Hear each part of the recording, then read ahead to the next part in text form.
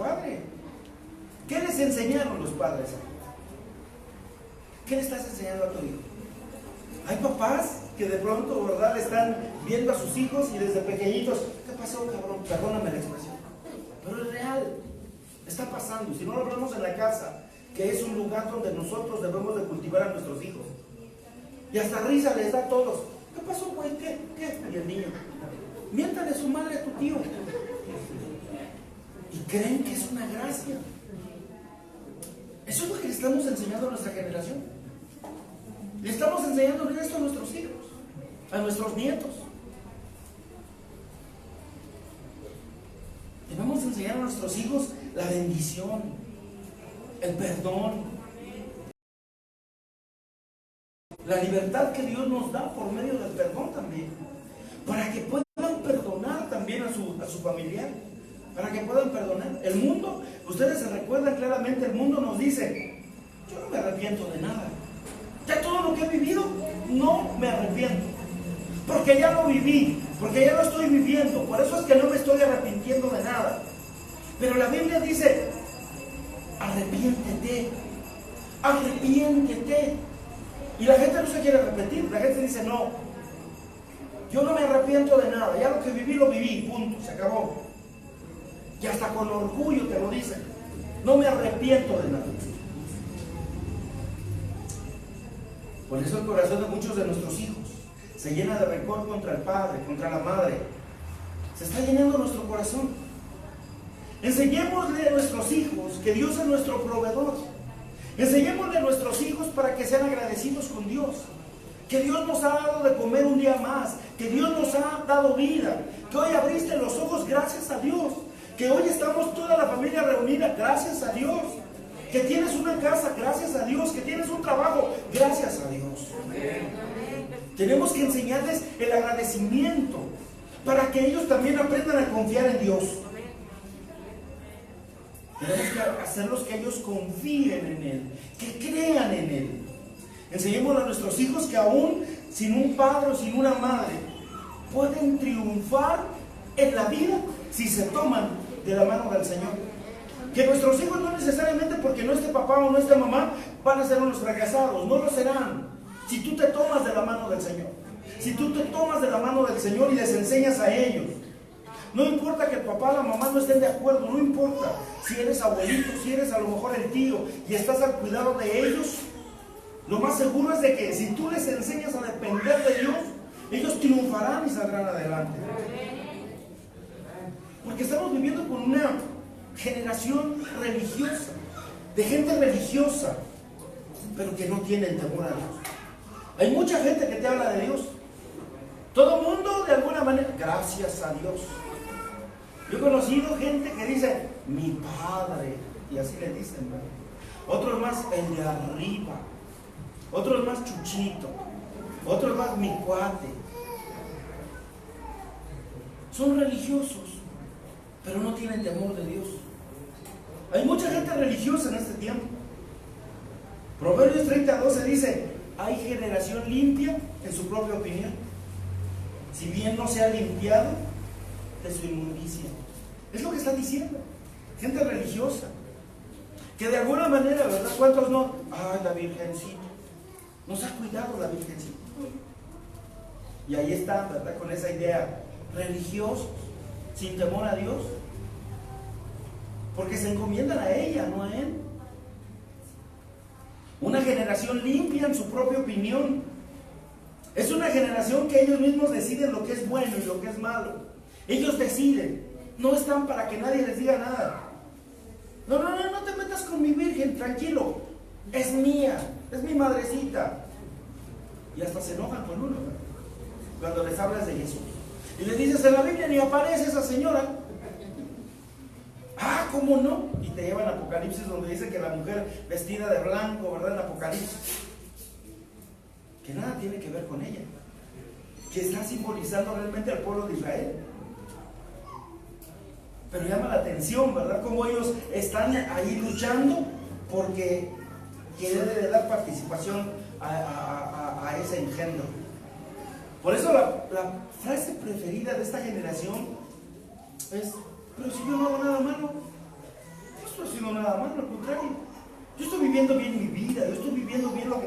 vivir.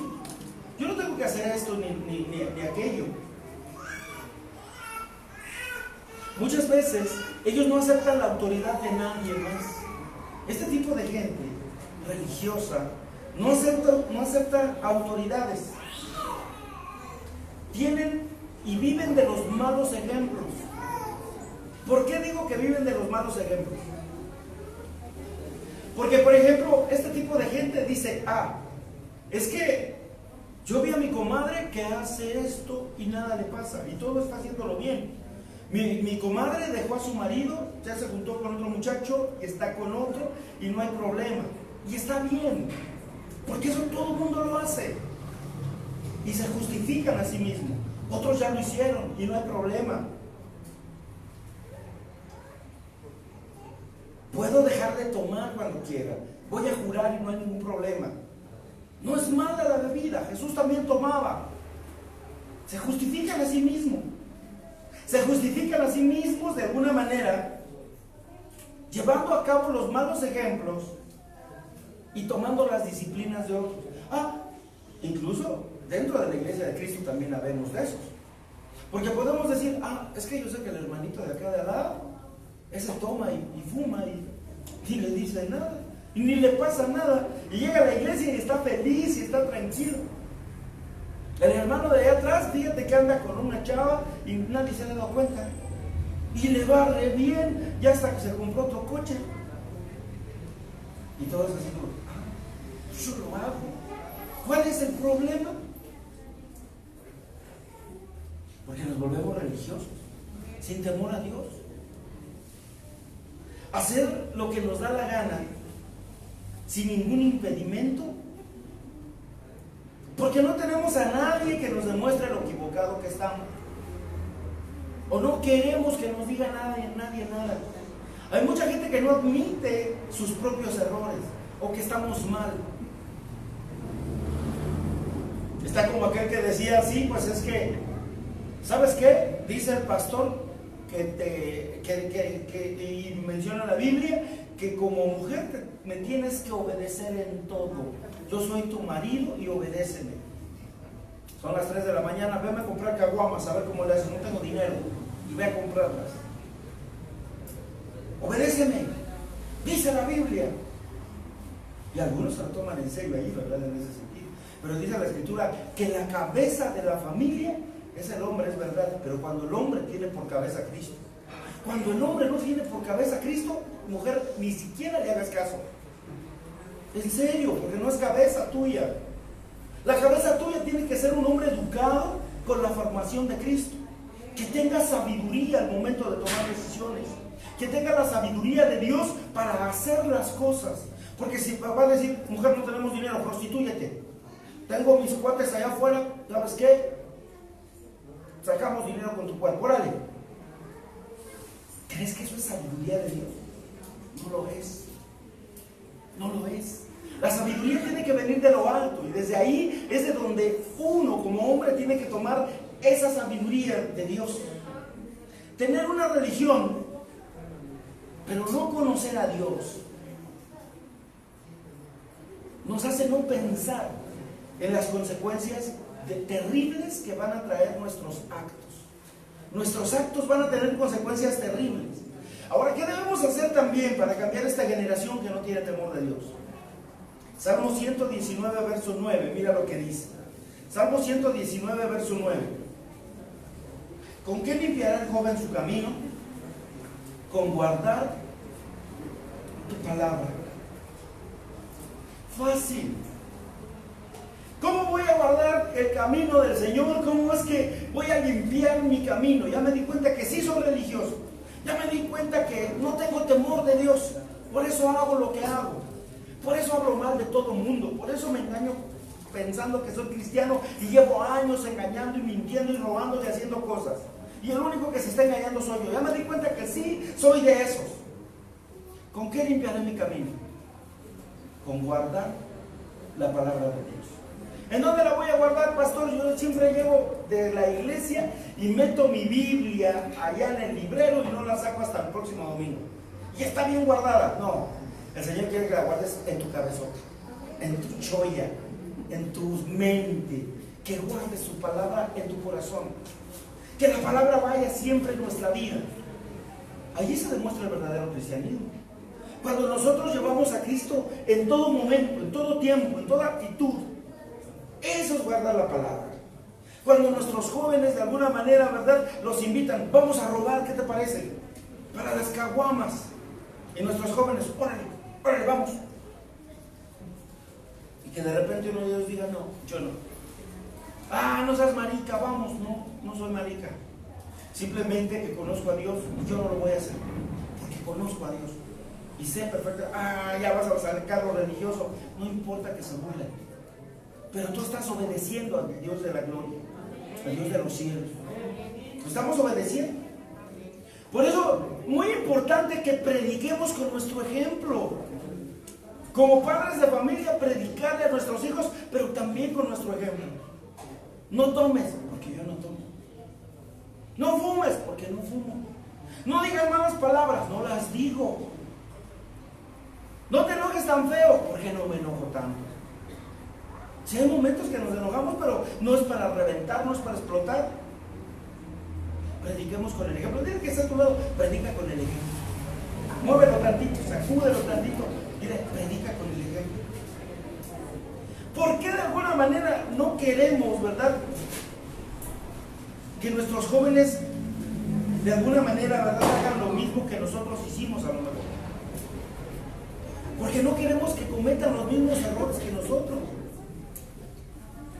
Uno de los grandes errores que uno cometió, por ejemplo, de joven, es que los primeros años de mi trabajo, vamos a hablar de 6, 7 años, prácticamente no hice nada económicamente. Todo ese dinero fue derrochado por mí. 6 años o 7 de mi vida, prácticamente. Pude haber comprado muebles, pude haber hecho algo, no hice nada. Me la pasaba tomando con los amigos. Amigos entre comillas, porque eso nada más querían. Cuando se te acaba el dinero y cuando le debes al banco, se acabaron los amigos. No hay nadie que esté contigo. Tú te embarcaste por menos. Paga tú. Eso es lo más común. Porque mientras tienes y les disparas, hay amigos. Pero cuando tú estás solo, cuando se te acabó el dinero, cuando ya lo invitas, cuando ya lo disparas, ya no hay amigos. Ya no están. ¿Dónde? ¿Quién sabe? Por eso prediquemos con el ejemplo. Por eso debemos demostrarle a nuestras familias, a nuestras generaciones, que lo que hacen no es agradable a Dios. A nuestros hijos, digámosle, mira hijo, no está bien que le rezones a tu mamá. Dice la Escritura que no es agradable a Dios. Que ellos sepan que ese Dios maravilloso está al pendiente nuestro. No está bien que insultes a tu madre, porque a Dios le agrada como padre que tú veneres a tus padres, que tú le des a tu papá y a tu mamá un lugar especial. Eso es importante. ¿Por qué? Porque eso le agrada a Dios. Leer la Biblia con la familia, ¿lo practicas? ¿Lo haces? Sería bueno. Si no lo estás haciendo, tenemos que hacerlo. Un capítulo por día. A lo mejor no te pido el capítulo. 3 textos bíblicos que te leas. Un salmo, un proverbio y un capítulo, una parte de Mateo. A lo mejor. Y a lo mejor ya leyeron el salmo y de pronto dices, ¿qué entendiste tú? ¿Y tú? ¿Y tú? ¿Y qué entendiste? ¿Qué nos está diciendo Dios?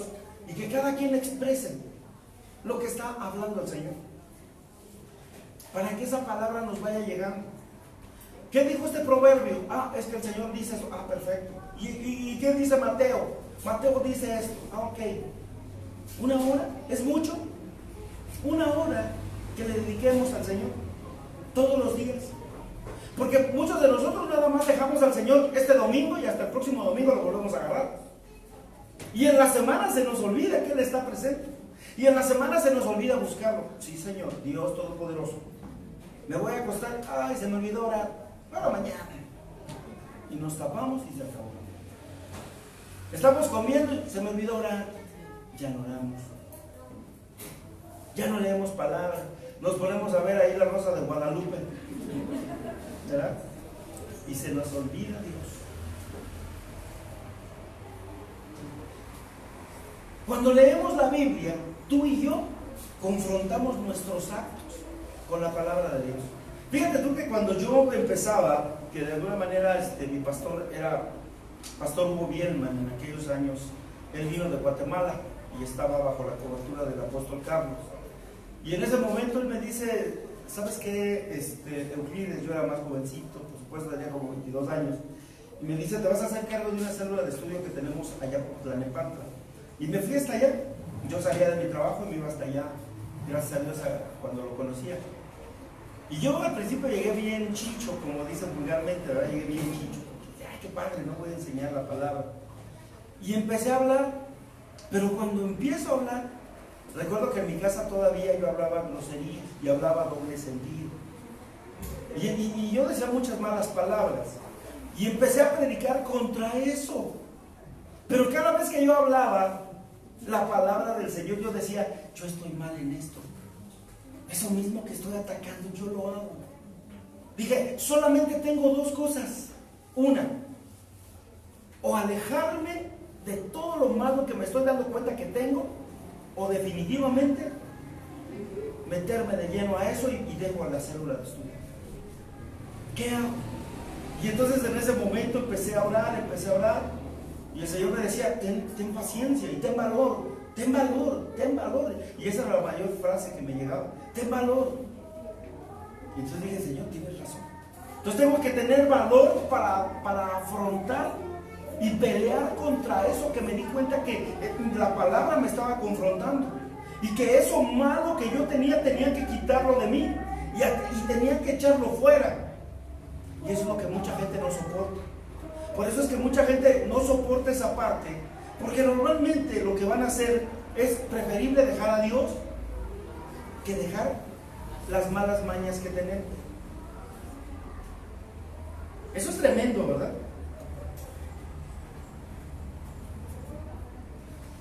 Porque muchas veces nosotros ignoramos las consecuencias que podemos traer a nuestra vida con la mala conducta que tenemos. La mala conducta que tenemos.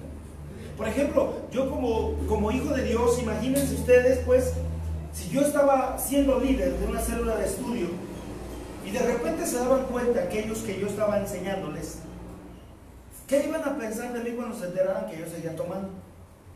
¿Qué iban a pensar de mí cuando me vieran hablando en doble sentido? ¿Qué iban a pensar de mí cuando me supieran todavía que no estaba yo convertido al 100%? Pero entonces no me quedó otra más que decirle, Señor, ayúdame, porque yo de aquí en adelante no me separo de ti. Y empecé a meterme más, y empecé a luchar contra esas malas palabras, empecé a luchar contra esas amistades que estaban de pronto conmigo, y dejé en cierta manera de hablar así, ya como antes hablaba. Dejé de hablar groserías, dejé de hablar doble sentido, dejé de expresarme distinto. ¿Por qué? Porque puse a Jesús en el corazón. Y eso es lo que va a pasar a nosotros cuando pongamos a Jesús en nuestro corazón. Cuando Jesús entra a tu vida, desde ese momento tú empiezas a vivir una vida diferente. Porque Jesús entra en tu corazón, y cuando entra Jesús a tu corazón, aseguras tu salvación. Tu salvación está más cerca de lo que te imaginas. Porque entonces en ese momento tú estás amando a aquel que da la vida. Dice el Señor ciertamente, ¿verdad? Hay una frase y una palabra maravillosa que nos dice claramente. Dice ciertamente que si nosotros, ¿verdad? De alguna forma, dice que tengamos más cuidado de aquel que puede destruir el alma y el cuerpo en el infierno. Que a ese temamos. No al que nos pueda matar, hablando de Satanás. Dice, más bien teme a aquel que destruya eternamente, ¿verdad? Prácticamente nuestro cuerpo y nuestra alma en el infierno. Es tremendo. ¿Qué está dando a entender en pocas palabras? Que le tengamos cuidado a Dios, porque Él sí puede destruirnos completamente en el infierno. Pero nosotros no le tengamos temor al diablo. ¿Por qué? Porque tenemos al más grande, a Jesús. Y Él es precisamente el único que trae a nuestra vida, ¿verdad?, la salvación completa. No le digamos nada más a nuestros jóvenes lo mal que están haciendo. Vamos a mostrarles también las consecuencias que pueden venir a ellos. Hijo, ya no sigas engañando a mujeres, no juegues con ellas. Hay papás que les dicen, hijo, vas a salir, llévate preservativos. Hija, ponte la vacuna, ¿verdad? Ponte el DIU. Hija, prepárate para esto, llévate esto, sé prevenida. Hay papás que son así, y esto es cierto. Y me ha tocado que hasta grupos cristianos que les dicen así a sus hijos. En lugar de decirle, hija, a Dios no le agrada el pecado sexual fuera del matrimonio. Hija, guárdate para el hombre que te vas a casar. Hija, por favor, sé sensata, no te embaraces ahora, espera el tiempo adecuado. Porque va a llegar un tiempo en el que Dios te va a enviar un hombre maravilloso, un hombre de Dios, un hombre que te valore, que te respete, que te ame. Pero que también hay hijos cabezas de chorrito, ¿verdad? Se les entra por acá y les sale por acá también. Y que dicen, si me dijo eso, pues ahora no, para que se le quite. El problema son las consecuencias que vienen después, por no haber escuchado consejo. ¿Por qué? Porque a veces son las malas conductas que tenemos también nosotros.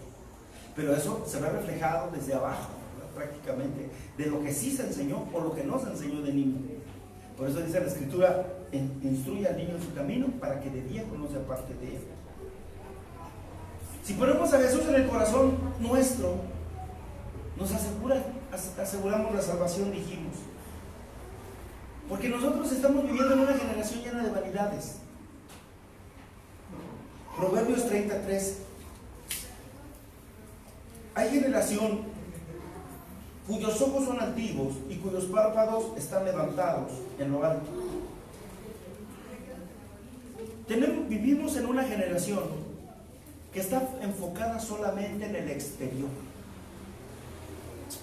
¿Qué nos referimos que es una generación que está puesta en el exterior? Es decir, que solamente están viendo apariencias. Hay gente que vive de apariencias. Los ves y súper arreglados, cambiados, buen auto y toda la cosa, y dices, wow, creo que estos son ricos estos. Pero si traen, mira, qué bárbaros. Y el día que conoces su casa, te das cuenta que no tenían nada. Pero eso sí, chequera, toda la cosa. Y no tenían apariencias. Aparentamos ser buenos cristianos dentro de la iglesia y afuera no lo somos. Por eso estamos hablando de apariencias. El mundo así vive, como te ven, te tratan. Vístete bien y toda la gente, Señor, pase, esto, lo otro. Tarjetas de crédito, aquello, lo otro. Y así te van a tratar. Todo lo importante para la gente de este tiempo es el exterior. Es lo exterior nada más. Jesús no se dejaba impactar por eso. Jesús veía a los sacerdotes de aquella época y decía, ustedes por fuera, a la verdad, parecen sepulcros blanqueados, porque por fuera están hermosos, bien vestiditos, arregladitos, cambiaditos, pero por dentro sus corazones están llenos de podredumbre y huesos de muerto. ¿Cuánta gente conoces así? Que por fuera aparentan ser bonitos, guapos, muy bien vestidos, buenas muchachas, buenos muchachos, pero por dentro llevan al mismo diablo. Por dentro son tremendos, odian a todo mundo, hacen maldades por todos lados. ¿Cuánta gente no hemos conocido así? Apariencias. ¿Cuánta gente, por ejemplo, llegamos a ver hoy, tanta jovencita, ¿verdad?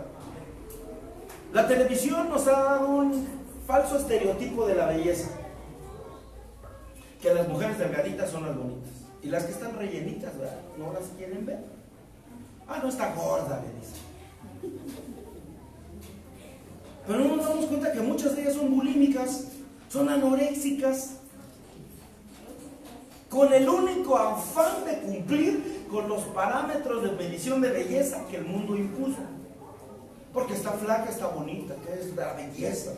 ¿verdad? Y normalmente vemos conductoras de televisión flacas, acabadas, ¿verdad? De alguna manera, porque son anoréxicas, porque son bulímicas, y su vida está en peligro muchas veces. Pero según dicen, es el estereotipo de la belleza. Por eso es que en muchas ocasiones las mujeres piensan que con su belleza van a poder conseguir todo. Estaba viendo yo en estos días una serie que hablaba, ¿verdad?, del catálogo que tienen en una televisora llamada Televisa. No sé si la conocen, que creo que nunca la ven ustedes.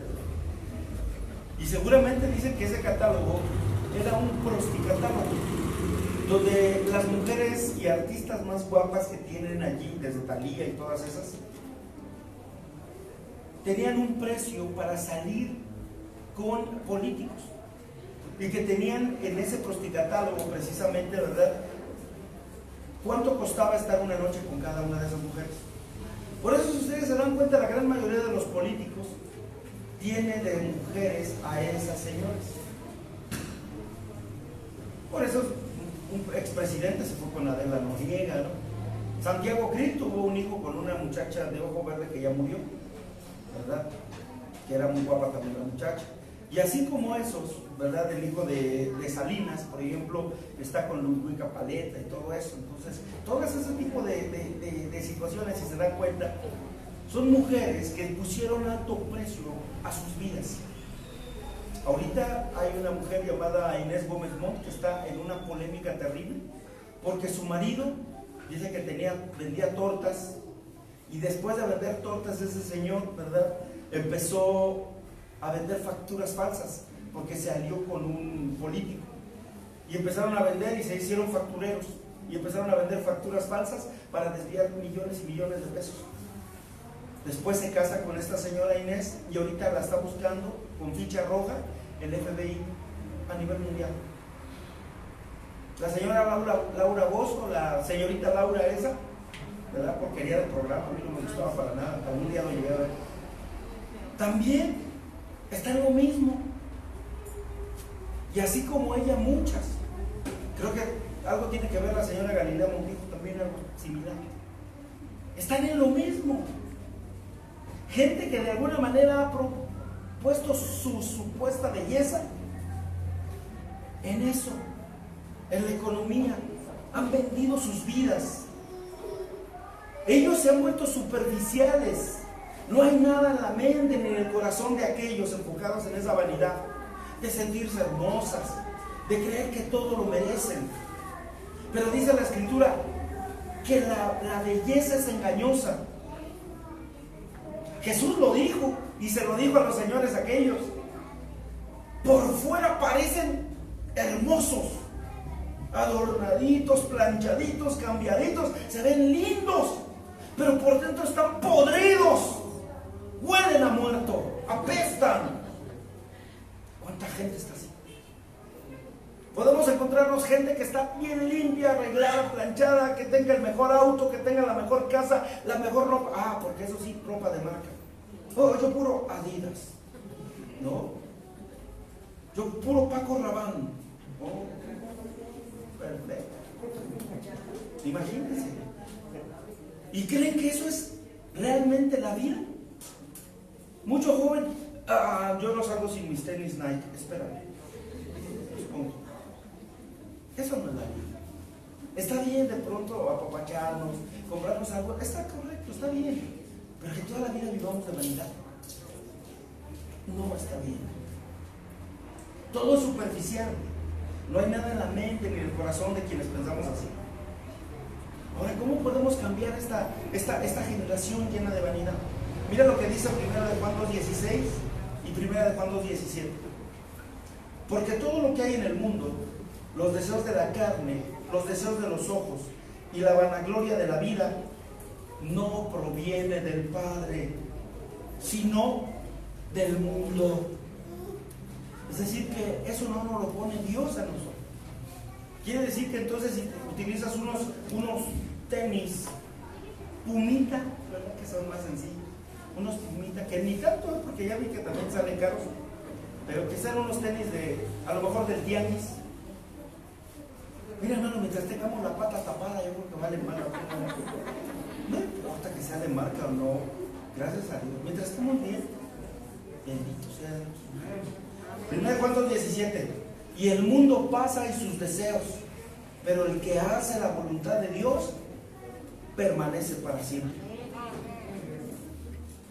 Entonces enseñemos a la gente, a nuestros seres amados, que todo lo del exterior se va a acabar. La belleza se va a acabar. Un día eres joven, al otro ya no. Yo recuerdo cuando tenía 20 años, dije, para que yo tenga 30, para cuando me lleguen los 40, cuando yo tenga 50. Hoy que tenga 50 digo, Dios mío, ya avanzó el reloj. ¿Cómo hubiera querido permanecer en los 20? ¿Es en serio? ¿Qué aproveché de los 20? ¿Qué desaproveché de mis 20 años? Mucho. Hay una canción que he escuchado, ¿verdad? ¿Usted qué haría si le dieran tiempo de retroceder el tiempo? ¿Qué errores no hubieras cometido? Y yo me quedo pensando, de verdad, si te dijeran, Euclides, puedes regresar a los años cuando tenías 20 años y te vamos a dar una nueva oportunidad otra vez ahora que eres grande para que todos los errores del pasado los eches atrás, ¿sabes lo que haría? Esos 7 años que desprecié y que desperdicié bebiendo y emborrachándome y haciendo cosas malas, me hubiera dedicado a juntar todo ese dinero de 7 años y haber hecho lo primero que yo hubiera podido hacer. A lo mejor comprarme un coche, a lo mejor haber terminado mi casa en ese tiempo. De verdad. Pero lo que hay en el interior de las personas va a permanecer para siempre. ¿Qué es lo que hay en el interior tuyo? Como hijo de Dios y como hija de Dios, nosotros debemos de tener altos valores, altos principios, porque así los tenía nuestro Padre, Jesús. Tu Padre amaba al prójimo. Tu Padre te pedía, ámate a ti mismo y ama al prójimo de la misma manera. Si tú te amas, no necesitas que otros te amen, mientras tú te amas. Si te amas, seguramente te vas a procurar, te vas a cuidar. No te vas a meter drogas, no te vas a emborrachar, no vas a hacerte daño. ¿Por qué? Porque te amas. ¿Quién de nosotros en su sano juicio se va a parar frente al espejo y va a decir, me voy a decapitar a ver cómo me veo? Nadie, ¿verdad? Nos amamos. Al contrario, nos contamos también y ya se estamos llorando. Me ha tocado, me llevo un cachito de bistec luego de acá y cuando me rasuro, ¿verdad? Y ahí ando con mi papelito quitándome la sangre. Se siente feo, pero no lo hace uno de maldad. Sucede nada más. Entonces, ciertamente, si nos amamos, tenemos que aprender a amar a los demás también. Y eso permanece para siempre. Es más, dice el Señor, todo lo que tú siembras, cosecharás. No se trata del karma, el karma no existe. En nuestra vida cristiana no existe. El karma es para otros, para nosotros no. Para nosotros es la ley divina de Dios, una ley maravillosa que se escribió en los cielos, que dice fuertemente y sabiamente, que nos está diciendo, todo lo que siembras, cosecharás. Siembras mentira, mentira recibirás. Si siembras amor, amor recibirás. Si eres un hombre prudente y sabio, eso vas a cosechar. Si eres una persona energúmeno, ¿verdad?, enojón, pleitero, vas a recibir lo mismo. No te extrañe. ¿Por qué? Porque, sin lugar a dudas, eso estoy sembrando. Por eso dicen por ahí, ¿verdad?, que si todo lo que mal empieza, mal termina. Es parte de la ley de Dios. Por eso todo lo que hay en el interior nuestro, en el interior de las personas, va a permanecer para siempre. Demostrémosle a la gente que la verdadera belleza no está en el exterior, sino en el interior de las personas. El mundo dice que es todo lo contrario, como te ven te tratan. Siempre vamos a escuchar esa frase mientras vivamos. Pero no se trata de eso, se trata de conocer más adentro a la gente, de conocer los verdaderos sentimientos, los valores que Dios nos está dando a cada uno de nosotros. Lo que hace que las personas nos acepten o nos rechacen no es el exterior muchas veces, es el interior. ¿Te has juntado con gente que en muchas ocasiones la rechazas porque dices, uy, no, este hombre me carga el alma? No, esta mujer todo el tiempo está quejándose. No, esta mujer todo el tiempo me pone así, mira, me irrita. No es su apariencia exterior, sino es lo interior, lo que muchas veces nos hace que seamos rechazados. Enseñémosle, por ejemplo, a las personas que todo lo que el mundo ofrece tarde o temprano pueda ser placentero o atractivo, pero todo es pasajero, todo va a pasar, la belleza va a pasar. Dice que incluso el remedio para la enfermedad llamada juventud es el tiempo. Un día estás jovencito y el día de mañana serás viejito o viejita. Y un día tendrás 40, 50, 60 años. ¿Tú qué decías? Me caen gordos los viejitos. ¿Cómo son molones? Al ratito serás uno de ellos. Cosa tremenda, ¿verdad? ¿Te puedes imaginar de viejito? De viejito. Cosa tremenda. Pero recuerda que solo nuestro Dios ofrece gozo y paz que son verdaderas y duraderas. Y por último vamos a ver que vivimos en una generación sin misericordia. Proverbios 30:14.